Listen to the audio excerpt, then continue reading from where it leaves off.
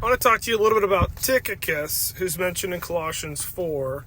It says in the chapter, Tychicus will tell you about all the news about me. He is a dear brother, a faithful minister, and a fellow servant in the Lord. So Tychicus is Paul's courier. He's carrying letters to the churches of Colossae and Ephesus. And in the ancient world, this was dangerous.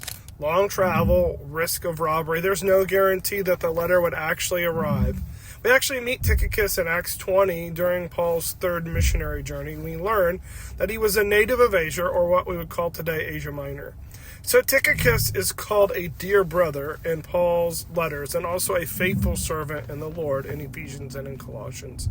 So again, he's a faithful minister and a fellow servant who was part of Paul's first Roman imprisonment. He was entrusted to deliver Paul's epistles to the Ephesians and the Colossians, and to bring news of Paul to those congregations. So, as you look at him, you see that encouragement is part of his ministry. And in traveling to Colossae, Tychicus accompanied Onesimus, the former slave who was returning to his master Philemon. So no doubt, Tychicus is a good friend of Paul's, and emphasizing the need for grace in receiving Onesimus.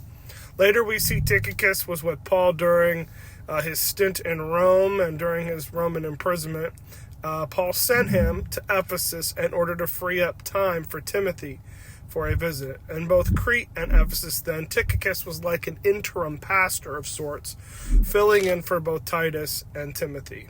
So Tychicus reminds us that the gospel advances not just through the famous preacher, but by a faithful deliverer. Sometimes your role isn't the main preacher, but a person who carries the message faithfully. So who in your life plays that role, or who could you be that for someone?